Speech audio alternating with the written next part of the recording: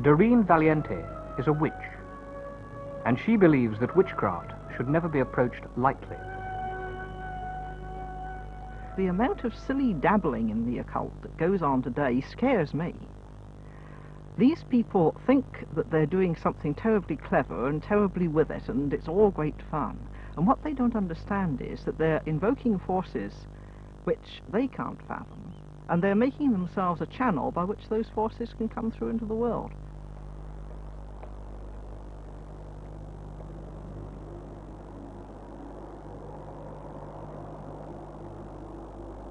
The revival of public interest in witchcraft is one of those curious features of life today. But it's very difficult to get at the truth of what it's all about. On one estimate, there are 30,000 people practicing in witchcraft in this country alone. A more conservative figure would be 8,000. But even so, it's enough to make you think. Are there really dangers involved, or is it all just a delusion? And if it is just a delusion, why do so many really quite intelligent people half believe in it? Just what has been going on in this country since the last of the witchcraft laws was repealed in 1951?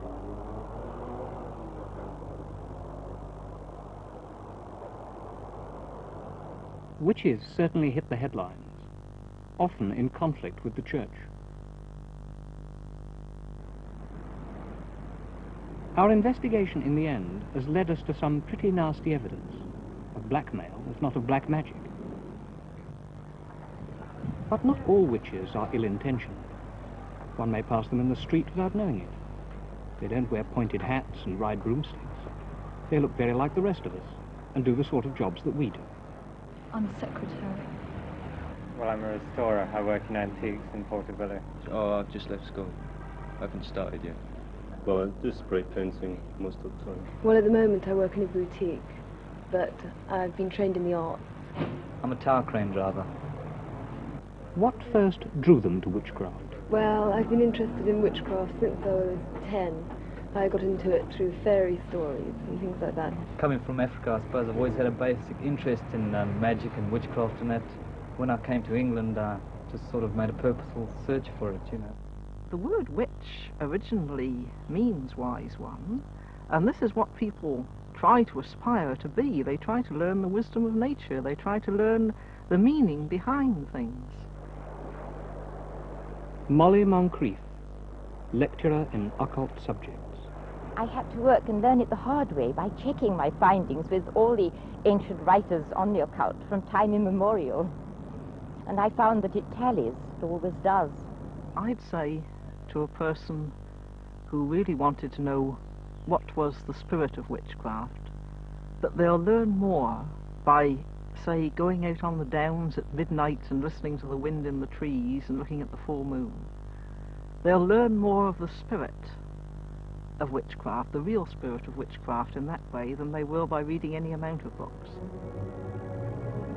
We believe in the horned god and in the goddess of the moon. Now, this doesn't mean that we're silly enough to think that the moon in the sky is a goddess. I don't think any educated pagan ever did think like that. But what this means to us is the masculine and feminine powers of nature. They are symbols, magical images, and by means of our imagination, we can make a real contact with these cosmic forces, the forces of nature, the forces of life. And in a wood at midnight, on the night of the full moon, Doreen Valiente carried out her ritual, hoping that in this experiment, never before tried in front of cameras, some psychic manifestations might appear on the film.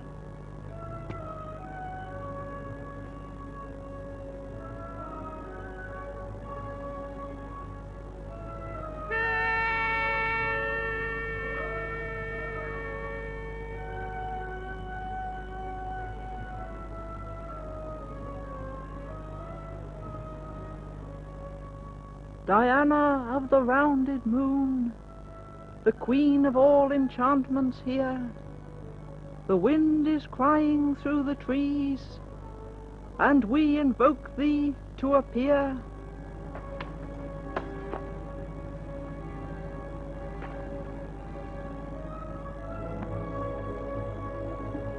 In fact, no such manifestations did appear. And this is Mrs. Valiente's final comment.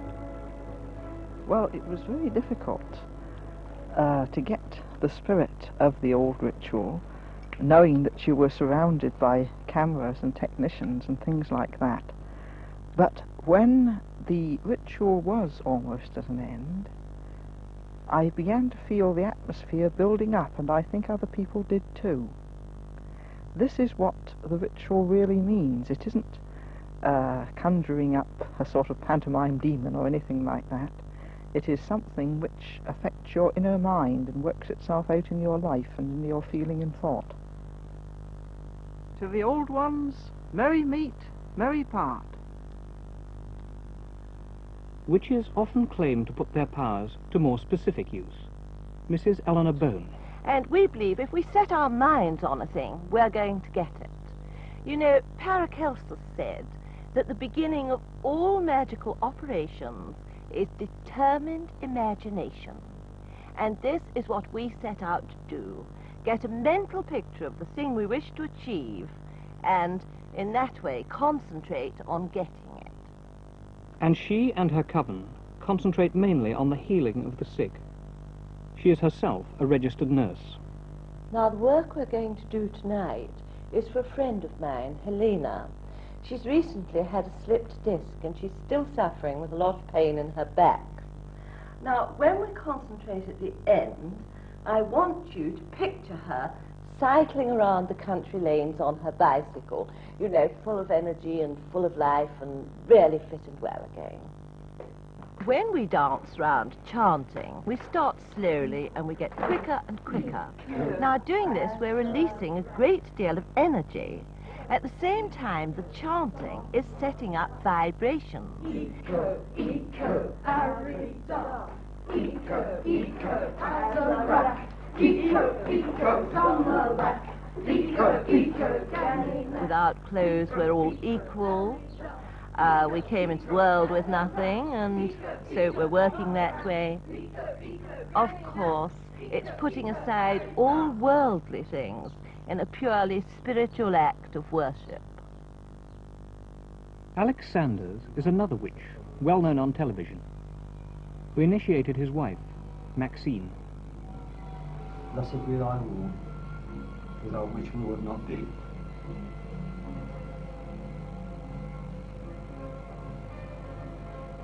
Blessed be thy breast from the beauty. Blessed be thy lips that shall not say. They also claim to use their power these days exclusively for good, or it may rebound upon them adversely. At the moment I'm connected with research for a cancer cure with a very famous professor from Munich. My first experience was with my mother. She was suffering from cancer of the throat, and Alex was visiting us, and he said, all right, we'll see what we can do about it. And we switched the light off and sat there for about 10 minutes in silence. And what appeared to be a ball of fire went across the room towards my mother. And later she said she experienced a feeling of being tilted backwards.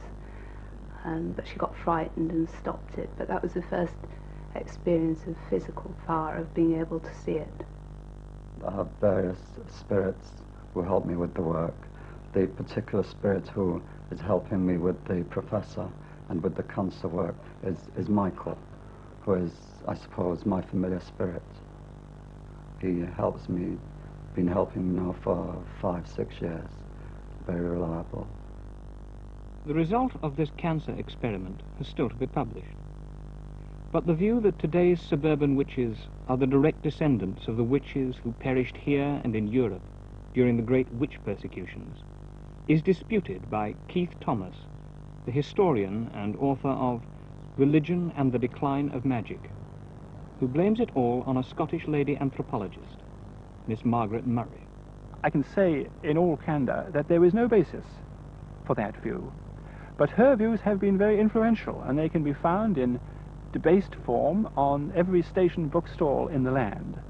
And so these suburban ladies and gentlemen who are acting out these fantasies are no doubt getting a good deal of healthy exercise, but I don't think they've got anything at all to do with the witches of the 16th and 17th centuries. Yet, it was the claim of these earlier witches to contact the spirits and effect miraculous cures, which had brought them, like their modern counterparts, into collision with the Church. Though the Church in the Middle Ages was in the curious position of condemning witchcraft, when it was virtually in the business itself.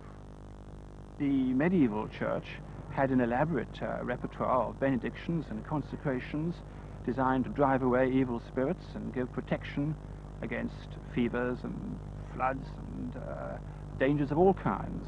And there were amulets, of course, for the individual Christian to wear. In addition, a great number of superstitions surrounded the sacraments of the Church, in particular the miracle of the Mass. It was thought that a communicant who didn't swallow the bread but took it away in his mouth was in possession of a really impressive source of magical power. The Church also proclaimed the existence of a devil and his attendant demons who were, so to speak, in rivalry to Christ and his saints. But the Church said that they had holy water, the sign of the cross, and exorcism, which would drive away demons and give protection against them. Any miraculous effect achieved without the Church's sanction was witchcraft, because it must somehow or other have involved the aid of the devil. The effect of the Reformation was to reaffirm the reality of the devil and evil spirits and witchcraft, but to say that the Church's repertoire of protection was useless, that the sign of the cross and exorcism were powerless and indeed superstitious. In other words, the Protestants disarmed themselves in face of the old enemy. They also forbade counter-magic, popular charms against witches, and so they left the imaginary victim of witchcraft with no alternative but to prosecute the witch in the law courts. As far as the white witches were concerned, persecution was continuous and pretty ineffective, because I suppose there were probably as many white witches in 16th century England as there were parochial clergymen.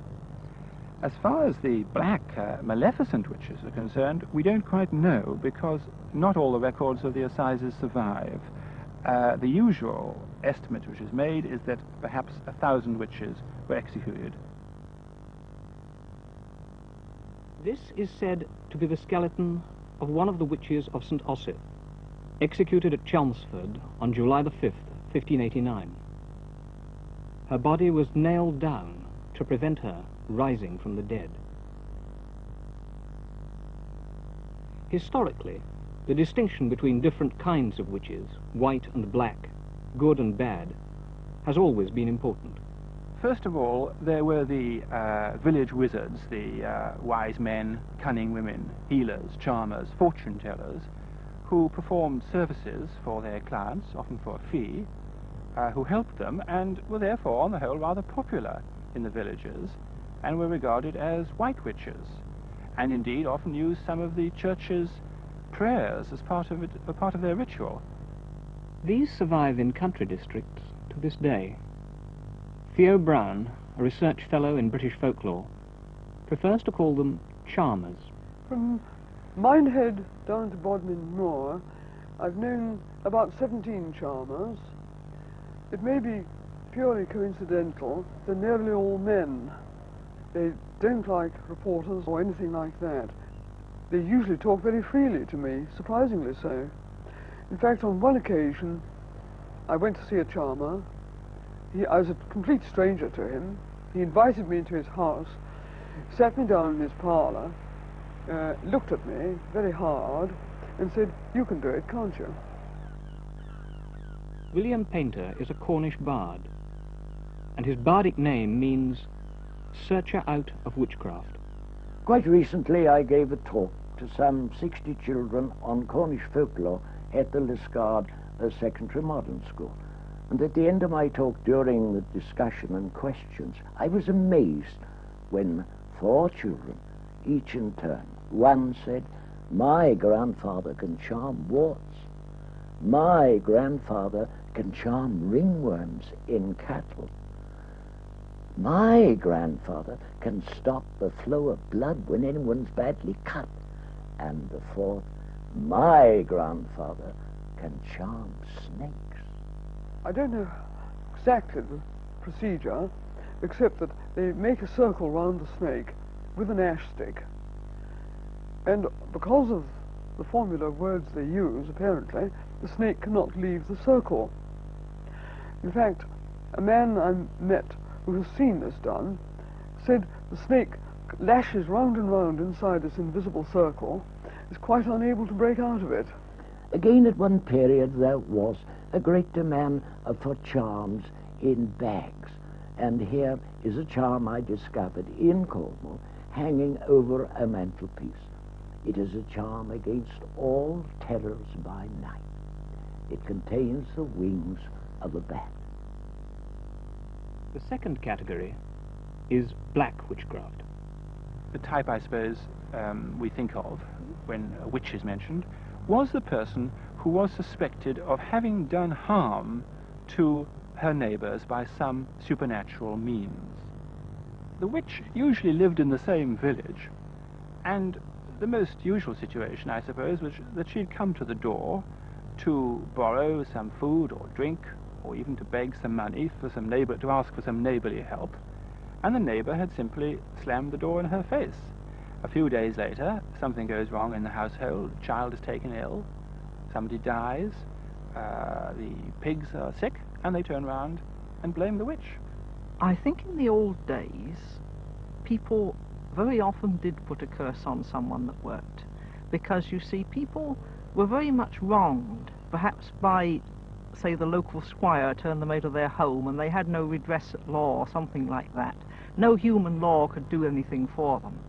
And when a person was really wronged and cursed someone from the marrow of their bones, believing in every word of it, then that sort of curse with justice behind it did work.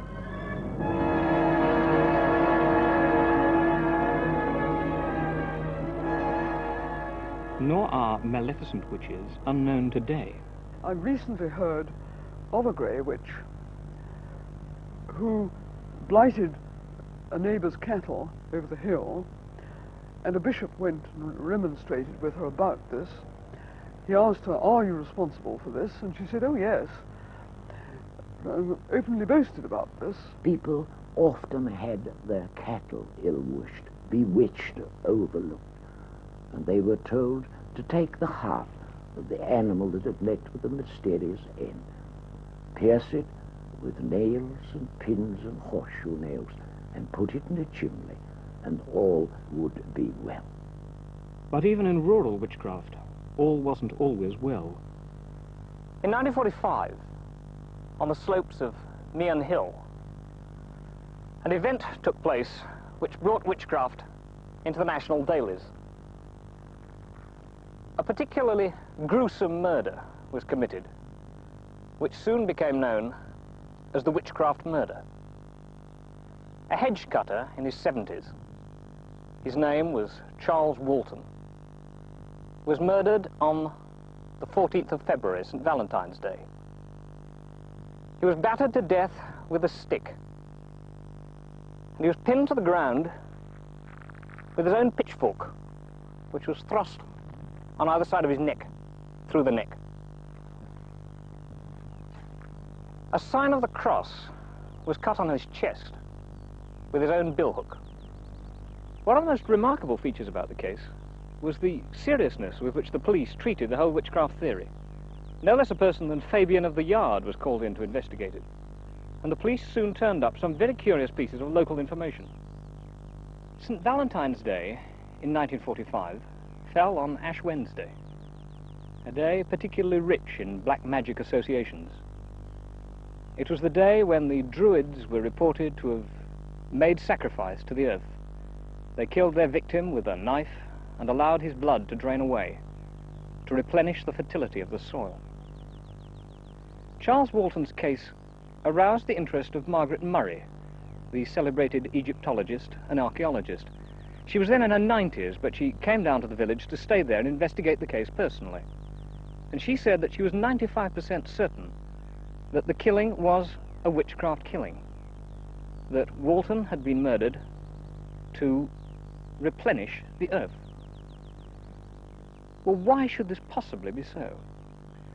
the theory that came out was that Walton himself was a witch, and he'd made barren the local land. The crops had been bad, they'd been late, and they hadn't really been very fruitful. He is said to have tied a toy plough to the leg of a pet toad and sent it scurrying across the local fields. In 1875, in Long Compton, a village only a little way away, an old woman had been killed under exactly the same circumstances. A pitchfork had been thrust into her throat, and the young man who did the crime confessed later in court that he had done it to rid the village of witchcraft. This is a photo of old Walton, and his case demonstrates just how elusive witchcraft can be to the investigator. With me now is the person who knew him most and best, his niece, Mrs. Good. Mrs. Good, Charles Walton was living with you at the time of the murder. Yes. Do you think that there was any chance that witchcraft played any part in his death at all? No. I think the papers made a lot of it.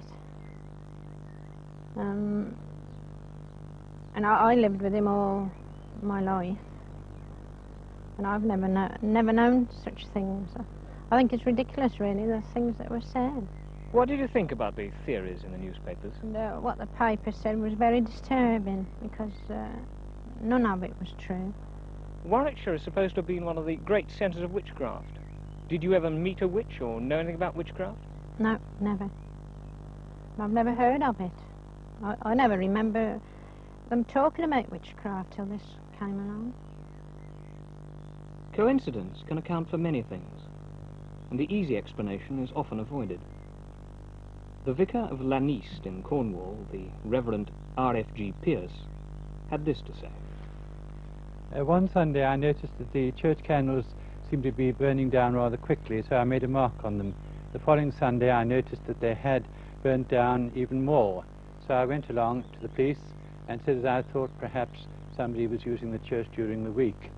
I said that we would arrange to have the church locked, and to my amazement I saw a report in the newspaper the next day, Vicar asks police to solve altar candles mystery. For myself, I don't think that there is anything to do with witchcraft in the matter, although that was suggested in the report, because I think that witchcraft is the manipulation of one person by another. More probably it was a vagrant who was seeking shelter in the church. But dating from ancient Babylon, there has been a third type of practitioner, considered to be even more sinister. The intellectual wizard, the man who tried to get in touch with the spirit world by an elaborate ritual of conjuration, drawing circles and lighting candles and hallowing and so on. This was, as I say, a rather intellectual thing to do. It was very popular at the universities, and I suppose from the point of view of Jacobean undergraduates was rather the counterpart of modern drug-taking as the stock student temptation. Take the case of the notorious Sir Francis Dashwood, who founded the Hellfire Club in the caves below West Wickham. It's difficult at this distance of time to know how much genuine Satanism played a part in their practices. It was rumoured that Dashwood and his companions had celebrated Black Mass both here and at Medmenham Abbey. Dashwood himself was an intensely religious man in some ways, and it was rumoured that there was a secret passage leading from the caves down here to the church on top of the hill, and that Dashwood's parson worshipped God above and Satan down here. On one occasion, the devil did in fact put in a personal appearance. He leapt across the table and seized Lord Sandwich by the throat. Sandwich collapsed in a nervous fit. The devil turned out to be an ape, equipped with false horns and a little black cloak. He'd been introduced into the assembly by John Wilkes. So it seems that among all their Satanism, there was a certain amount of jesting too. But not everyone has taken it as a jest. For many, Satanism promises a shortcut, a guarantee of power and pleasure in this world, and its adherents seriously believe that a demon or emissary of Satan can be called down to do their will. the myth of Satan and his human servants continues to the present day. This is the Church of Satan at San Francisco, where Anton LaVey, the high priest, says, "Live is evil spelt backwards." He therefore reverses everything in the Gospels. Hate your enemies, he says, and if someone smites you, smash him. Hail Satan! Hail Satan!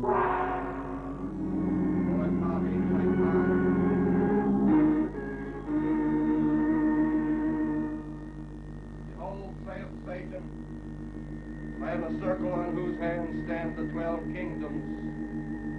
6 are the seats of living breath, the rest are as sharp sickles or the horns of death. The actress, Jane Mansfield, was a participant in the rituals of his church. When she tried to break away, she met a violent death in a car crash soon afterwards. Many believed that the accident was controlled by LaVey's psychic power.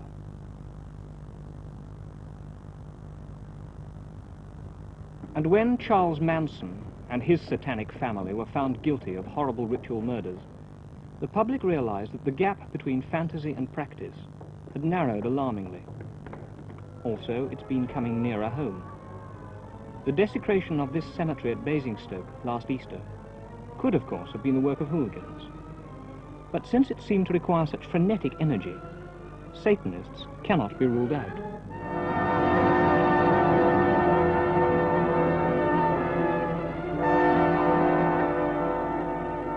Captain Barry Irons, Church Army Youth Counsellor in Birmingham, could scarcely believe in this day and age what he found to be happening. I'm told by a large number, and I do mean a large number of young people who've come to see me, that very often the first time they have been taken to a party where witchcraft has been involved, they have been initiated, which largely means, of course, that they're laid on the altar and the sacred signs are made on their body with animals' blood.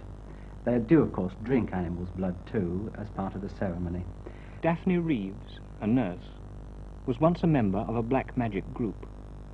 Well, I was working in London at the time, and I was sharing a flat with 3 other people, and 2 of them one night said, would you like to come to a meeting with us? I'm sure you'll find it interesting. And I did so. And it turned out to be a meeting of people who were practicing black magic. At first I was just an observer. It was very interesting, and I felt that I could perhaps learn something. I gradually became more and more involved. The things I find the most horrifying, of course, are the vows which they're expected to take. And these are the things which hold people, of course, to the group long afterwards. One of the vows is, of course, first of all, that you promise to forward the work of our Lord Satan, Lord of Earth. The second thing is, of course, you vow to be loyal to the Abuddon, who is the leader of the coven. Another thing is that you must break the faith of a Christian. And this is interesting because a large number of the young people have been once members of the Christian church. And you do take a vow, which is a trophy, in fact, to break the faith of a Christian. And the last one, which is even more frightening and horrifying, that you will get a man of influence or responsibility into a compromising situation. And this largely means sexual activity, where through the photography and the taping of what goes on in a prearranged room, there is a hold on that person for blackmail, and in some sinister way, it is possible for certain people to have a hold on some of the decision-making of this country through such things as blackmail and witchcraft. There are many other practices, but I think these are the most horrifying. Now, this sounds a little bit unusual. It could be taken by many people as just not being on, but I'm afraid it is on. And once you start taking part in this as a young person, all this can be very mentally upsetting. I became aware of the intensity of my thought, which could be very evil and very effective. If you read old books and you imitate occult practices and you seek after the devil, there is a way in which you begin to think evil and be evil.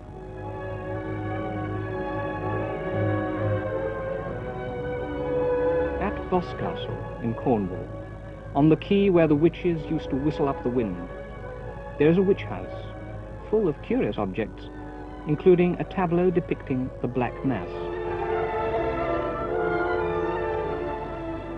Its owner is Cecil Hugh Williamson, who gives his own account of what goes on behind the scenes of a seemingly innocuous organization.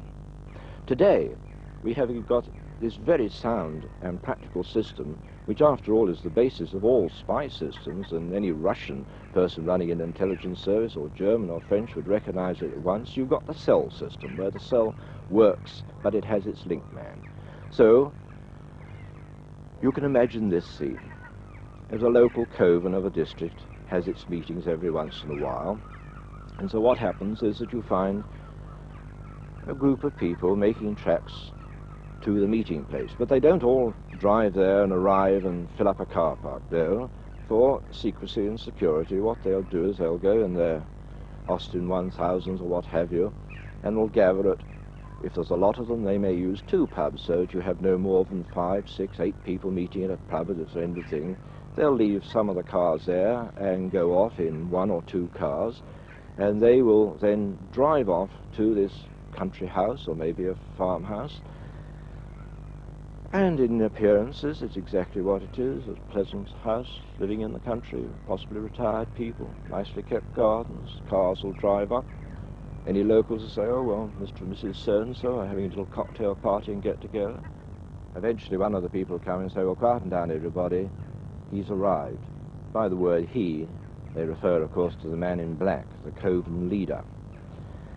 Now, the coven leaders sometimes is seen, but very rarely these days. The system is practically the same everywhere, is that there's a door which is left open and leading into the room where the guests are assembled. People quieten down, shade the lights down a little bit to a quiet light, and a runner, which is the man in black's secretary or scribe, will make all the arrangements. He's like a major domo.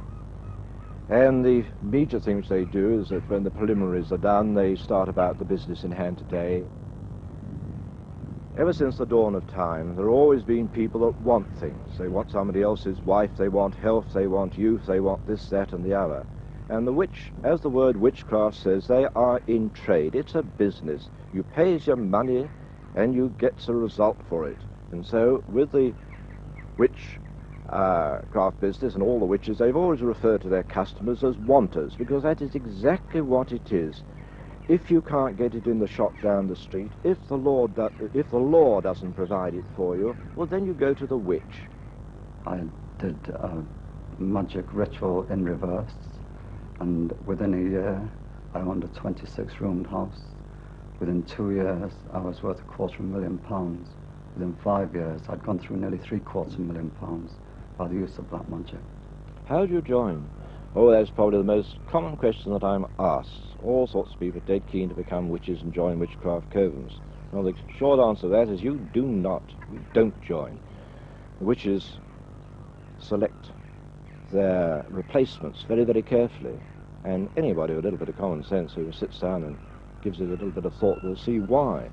After all, you're going into a most exclusive organization whose work, mostly for their wanters, is beyond the law. In fact, let's be blunt about it.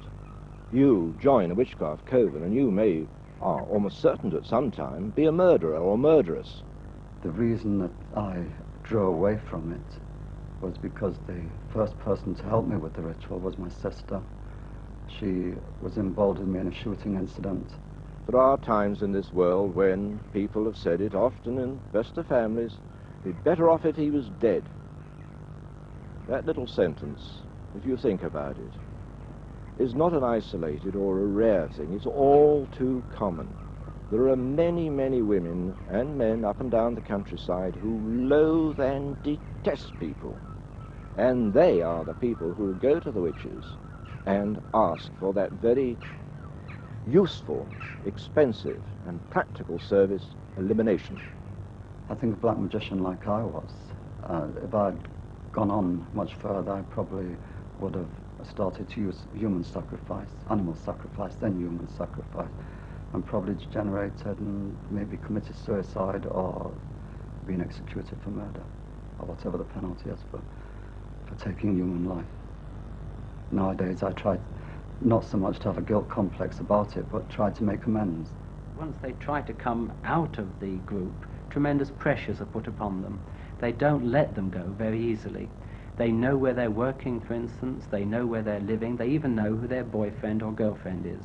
I had been a member for 5 years, and the road back, I don't think anybody should underestimate how very difficult it is, you know, to do this. Nasty notes pinned to a jacket, a note put on your typewriter, a cat's heart or testicles found in your jacket pocket, all these things which break down your moral resistance. A person standing outside the gates of your factory asking you to come to another party or telling you when the next large meeting of the witches is. The offering you of drugs, because largely you will have an appetite for certain soft drugs. The other thing is that it seems, and I cannot understand how it works, that they do seem to be able to know what each other are thinking. There is a kind of a telepathy, a thought wave from the abundant to the person. I can't understand this. I still find it hard to believe. Their power is great, and they have a very long arm, and I think that I don't think one can experience this and come away unscathed. I think something is bound to be left. You're bound to have scars. How do they eliminate a person? Well, broadly speaking, there are two methods. One is that you use the practical things which are already on this earth. By that I mean you can poison a person or such like things. On the other, which is more interesting and actually the one they prefer to use, you make use of the spirit forces. Now that may sound a very tall order to you, but it comes in the category of mesmerizing a person, influencing their mind and controlling them. I'll give you an example. Shall we say there's a wife wants to get rid of a awkward, we use the word caddish husband, a blackguard. Well, he works in some place like most people. He has a car, probably on the way home he has a drink with the boys. And so the witch, having once received her commission, will get one of her runners to watch all his movements, and she finds that he goes into the Black Dog at such and such a time, and he has a drink there, and then he drives home, or he goes off to the house of his mistress or what have you. So the procedure is quite simple, is that arrangements are made for the witch to go to the pub, and she will be in the bar there, be quite close to the target, as you might say, and she can either speak to him direct, get to know him, or she can actually do it with her back turned to him. And what she does is she gives her particular spirit, and I ask you to believe this, because when you're talking about witchcraft, you do step into the world beyond, which the average person knows very little about, but it's so real. And she will instruct this spirit force to latch onto this fellow, and the instructions to it are very simple. She just says, make this man go to sleep in 15 minutes, or half an hour, whatever it may be, knowing full well that he'll finish his drink up, and he'll go out to the car park and get in his car and start to drive home, and he will black out. Well, a lot of young people don't believe there is a power when they get involved in satanic or black magic practices. They go for the drugs, they go for the fun of it, they go for the adventure. But many young people, although they don't believe it at first, by involving themselves in occult practices and satanic worship, they open themselves to spirit possession. Well, really, it's the power of the church in reverse. Very powerful, very frightening. And since the Reformation, the Church's use of exorcism has been creeping back. The Bishop of Exeter set up a study group to look into it. John Richards was the secretary. Our study group and its findings made quite clear that there is a great difference between the mentally sick and those whose illness is primarily spiritual. We have on our study group doctors and psychiatrists. The New Testament view of demonic possession, in my experience in recent years, I've had to now come to accept this. The manner of Christian exorcism is very varied. It could be done quite informally and extemporally. The first one took place on a Sunday afternoon at 3 o'clock after I'd invited a young girl who had been a witch for about 4 years to come and see me. The day before I had found out a lot about her. I found that she had rejected the Christian faith. She had now a satanic name. She was an Ephonite, which is a kind of a second-order witch, and she had taken the vows and was very guilt-ridden about all that she had done, and she wanted help. I found also she had taken drugs. I found a lot about her family, and I was pretty convinced that she was possessed of something which was evil, and I felt compelled to do something for the girl. And what I did for her, I've done for many others since, in fact over 142. And she begins to say, "What are you doing to me?" And I say, "I don't know what I'm doing to you, but I think I'm blocking the Abaddon insofar as I'm picking up something of what he's trying to say to you." And while the girl is in this almost state of transit, it is very important then to make contact with her. And I always kneel down by the person and put my hands on her hands, which of course she pulls away, but I hold them. I think the best and the only real antidote is prayer. It is a very powerful weapon, as these people themselves realize, of course, and are frightened of. And as I say the Lord's Prayer, nothing seems to happen until I come to "and lead us not into temptation, but deliver us from evil." And when that happens, I'm frightened to death in many cases, because by this time the girl is pulling away and saying, "No, no, no." And at the same time, I'm very, very hot or cold, and my heart is really bumping very fast, and the whole room seems to be alive. And as soon as I said the Lord's Prayer, I then say, by the authority given to me in the Lord Jesus Christ, I command the powers of evil within you to cease, and I give you back your Christian name. And then I give the girl her Christian names as they used to be, and I sign you with the sign of the cross in the name of the Father and of the Son and of the Holy Spirit. And it's a great act of triumph, you know. But the other thing is, it's never over there, because the person always leaps up into the air and has a kind of an epileptic fit, or runs down the stairs and collapses. And the horrifying thing is that they're very often unconscious for nearly half an hour. But the beautiful thing is, when they awake, it's over. It is really over. I bind all evil forces and all evil influences, so that they never more disturb, distort the soul of thy servant Frank.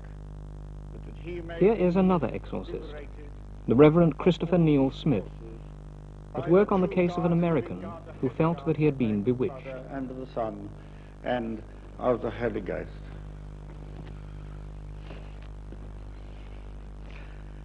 Let all witchcraft, sorcerer, and black magic fly from hence.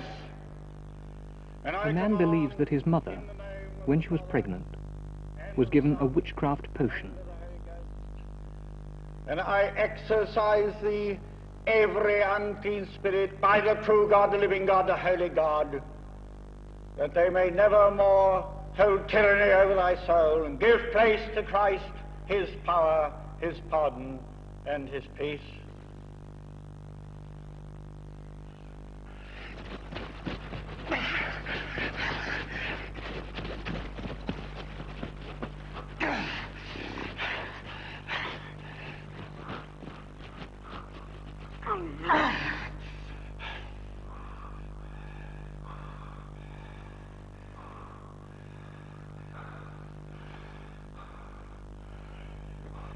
The blessing of God Almighty, the Father, the Son, and the Holy Ghost be upon you and remain with you this day and always. The man said afterwards, it was as if 1,000-pound weight had been lifted from his shoulders.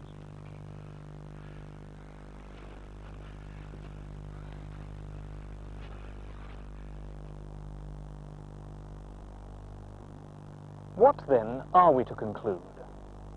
Are witchcraft beliefs basically of the same order as Christian beliefs? Or are the witches practicing the oldest religion in the world, inheritors of a fertility cult dating back to man's first days on earth? Is there really a supernatural witchcraft power, something basic to the human race, which the modern world has lost? Or is it all self-delusion, hysteria, a kind of madness stemming from man's confused understanding of himself? Freud said of demons, "We speak as if they invade us from the outside, but demons are our bad desires, which have been repressed. Here is Irene Champagnat, a Jungian psychotherapist. Well, I'm very dubious about the word witch. Could mean anything. I mean, sometimes people call me a witch if I have a hunch about something that's going to happen or something that they didn't think I knew, which is just purely an intuitive woman. Everybody's born with power. I think it's if they have the awareness. I think everybody can use this power, but they have to be aware of it or want to use it. I think there's really a feeling that there's a mysterious, spiritual side to life that can't be explained in scientific terms, and that they really are on the search for God, really. And I have a great respect for them, but in the search for God, they've tumbled on the devil quite often. And he gets in through the collective, just in the same way as God can get through the collective. Well, when I was a child, I always felt much closer to a great life force when I was out of doors, far closer than when I was in the four walls of any church. Well, the thing that makes people turn to witchcraft is primarily they're dissatisfied with their religions. They're looking for something. I suppose they're looking for evidence more than anything else, spiritual evidence, psychic forces. The point about witchcraft is that it's a self-confirming system. If you believe in it, nothing can happen to weaken that belief. If I believe that magical healers can cure me and go to a magical healer, well, if I recover, then I've been cured. If I don't recover, then I go to another healer. And if he can't cure me either, then it must mean that I'm bewitched, and so on it goes. Much depends on what the healing process is, and nobody seems to know very much about that. What I'm quite certain is it's nothing whatever to do with magic. I have had some experience in another country where witchcraft was supposed to be rampant, but it did seem to me that it was a psychological thing, and that if the people had not been told that they had been bewitched, nothing would have happened. Well, I should say avoid certain kinds of groups. Certain kinds of groups. Of course, I know people are lonely, and they want to get together, and they want to share radically at a deep level. And this is what starts it. And they want to be real, these encounter groups. But I would say to them, still stick to your very simple practicalities. Just the ordinary human life and human personal relationships. Anyone who sets out to play God with other people's lives, I think, is doing something very wrong and very foolish. When I look back on those 5 years and realise just how very evil they were, I hope I never go back. I would never go back on the black path again. I've still got money in the bank from those days, over £137,000. I will never touch it. The danger at the moment is that many young people have rejected the Christian God and are seeking out old gods which are false, which are dangerous, and really will resort to their own ruination. Once you're in, you've sold your soul.